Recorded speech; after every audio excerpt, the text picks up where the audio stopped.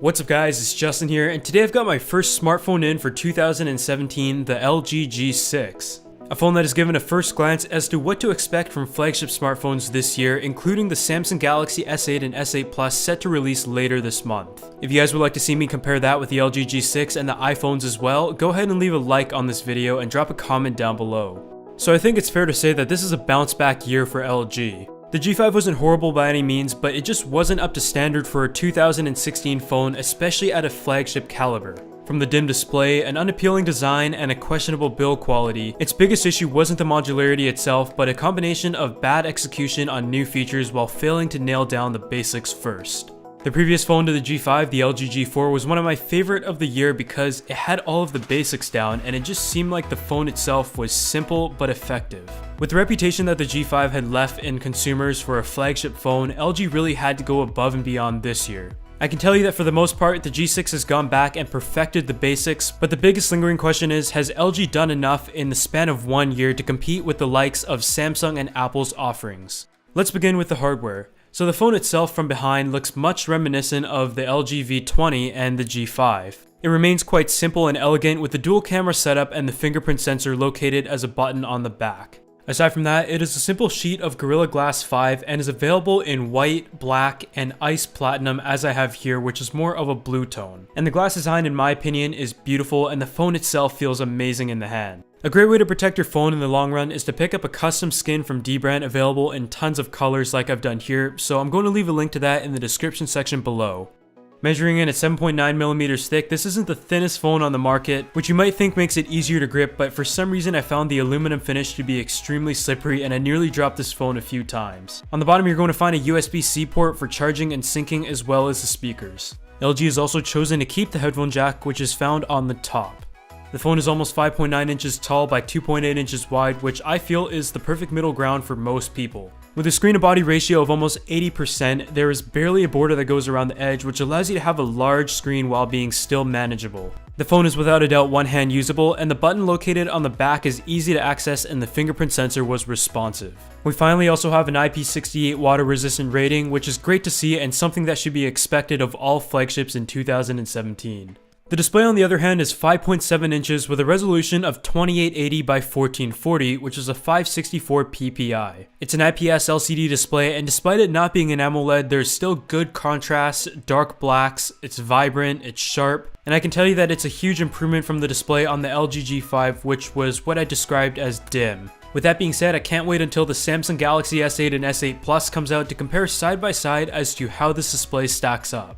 The phone also has Dolby Vision and HDR10 support, which is nice to see as a future-proofing feature, but for now it remains subjective to compatible content and how you want to take advantage of that. But the specialty of this display isn't the screen itself, but instead its size. In 2016, 2560 by 1440 at a 16:9 ratio was what you should expect out of a flagship smartphone. In the past, you might remember the LG V series with the V10 and V20 having secondary displays just for notifications, but the G6 along with the Samsungs that are coming out at the end of the month have an 18:9 aspect ratio. The reason why the form factor of the phone is still manageable is because it takes up the space that would have been the top and bottom chin that we've seen in the past. To be honest, before I had a hands-on with the phone, I wasn't too crazy about it or excited about it, but I actually quite enjoy it based on just the few features that are specifically available because of this extra screen real estate. Although multitasking isn't new by any means, it is one of the things that I use quite a bit on the LG G6 because of the additional screen real estate, which allowed you to have two square windows that are the same size, while not feeling extremely constrained as you would have with a 16:9 display.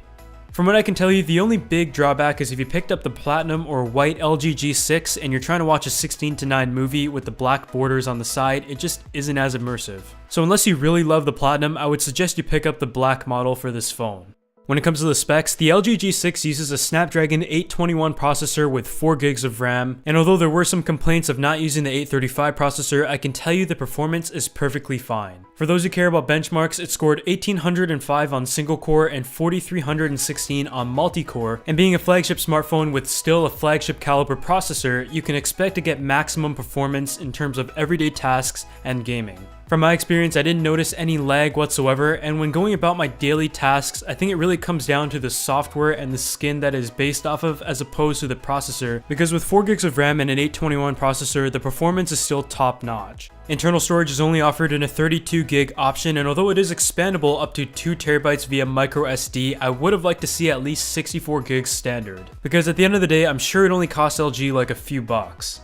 The phone arrived with Android 7.0 Nougat and Google Assistant installed, and of course LG's custom UI. Over the years, I haven't really been the biggest fan of LG's UI, and I know many others who have similar complaints. It once again has been toned down this year, but there's just something about it, whether it's the icons, the way the menus are laid out, that doesn't feel very inviting. The quick toggle settings are easy to access and edit, and the notification bar is as expected. The phone itself was snappy and responsive with minimal stutters in the week I've had it. Due to the aspect ratio of 18:9, many developers have not updated their apps to fully support the new resolution. Within the settings, there's an option to select how you would like the apps to scale specifically, and I noticed that for the most part in Twitter, Facebook, and list-related apps in general, there wasn't any issues whatsoever, and in fact the extra screen space was great. Especially for someone like me who uses a ton of social media throughout the day where I just scroll endlessly. To wrap things up though, LG's UX 6.0 skin is not my favorite but could definitely be worse. And the retail unit has been very stable aside from some stutters in the camera app, and it received its first update out of the box.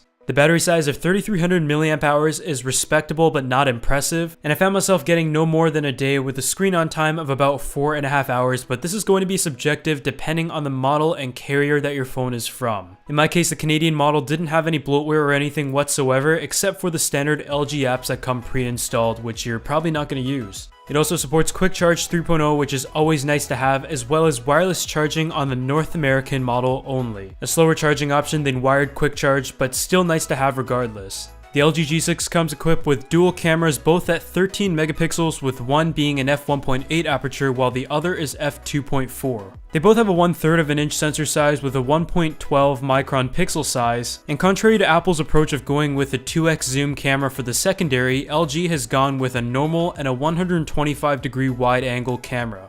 If you might remember with the LG G5 and the V20, I wasn't impressed whatsoever with the camera. I got a lot of complaints in the comments of those videos about the fact that I could have just used a manual mode to get a better result. And though that is true and I'm going to show you some samples in manual mode, I believe it's still important for a camera to perform well in its auto mode, because the intention of a smartphone camera is to be able to just take out your phone and take a good photo most of the time. And to tell you the truth, I wasn't impressed with the camera on the G6 once again for a number of reasons. In broad daylight, the camera performed pretty well, and it should. A lot of the mid-range and even budget phones that I tested out last year had decent cameras and for the most part performed pretty well in broad daylight. The wide angle is also a great feature to have and something that I think a lot of people will use, but what I had a problem with was the overall composition of the image. The dynamic range definitely could have been better. The white balance often had a strange hue to it and it wasn't able to sense the environment effectively, and the post-processing in the pictures often crushed the shadows, and although I am quite harsh on this camera, you have to remember that this is a flagship caliber that is over $700. It's competing head-to-head with the current iPhones, the Samsungs from last year and this year, the Google Pixel that had a very impressive camera, and I just don't think it matches up well enough. I will say I enjoyed the manual mode though. It gives you the flexibility to set everything by yourself, and I got much better results compared to the auto mode, but I believe the auto is still very important for a smartphone camera. When it came to 4K video recording, I was just as underwhelmed. The first thing you're going to notice is that the colors are way oversaturated, especially in the grass areas, and once again the dynamic range just wasn't that good. The image was sharp and autofocus was fast for the most part, and I know some people do prefer the more saturated look, but in my opinion, and I think many others will agree, that it's just too much. The front-facing camera on the other hand is 5 megapixels at an f2.2 aperture, and I thought the results were decent but nothing amazing. The colors for the most part were quite accurate and the wide angle is very nice. Last but not least, I want to talk about audio. LG's upper-end V20 phone does have a dedicated DAC, and that is a feature that stands out from most other smartphones on the market. The G6, however, does not have that on its North American model and will only be found if you purchase the overseas model. Likewise, you will lose the wireless charging on the overseas model, as that's only found on the North American models. The speaker is single downward facing, which is quite unfortunate in my opinion, and one of the things I would have definitely liked to see on this phone is front facing stereo speakers.